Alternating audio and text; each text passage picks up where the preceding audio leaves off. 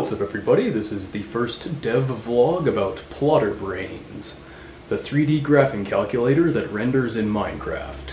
One of the many, the one I've been working on. And this is also a call for collabs. I'm asking for help. There's a new series, the first installment is up. It's education and it's based on this new tech, this program for generating 3D graphs.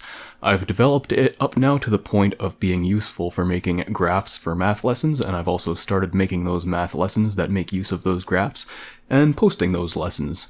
And by that I mean one, the rest is completely on the fly.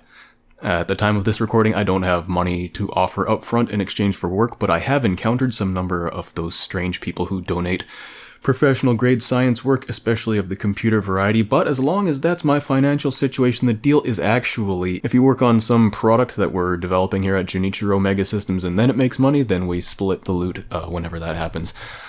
There's a lot about this that I know how to do and a lot about this stuff that I don't know how to do.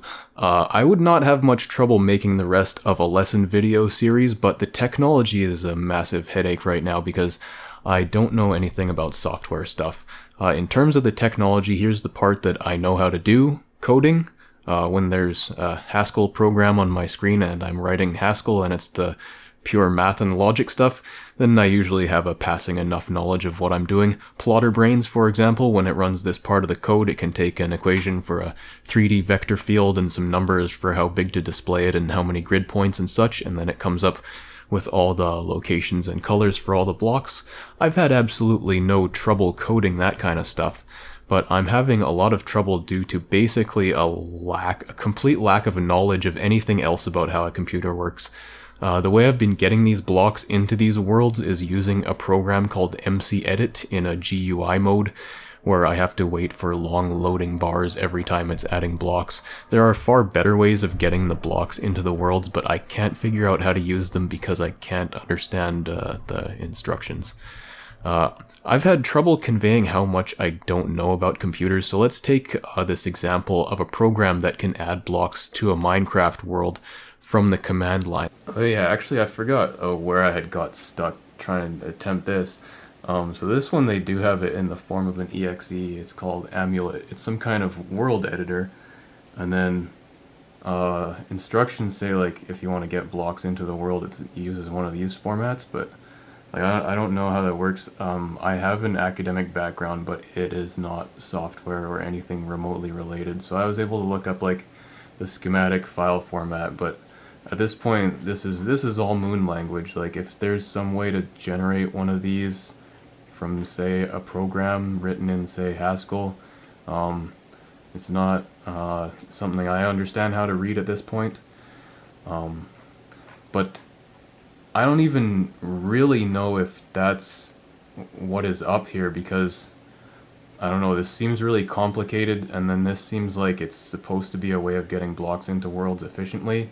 From that, I would have to guess that there's some way of generating these efficiently.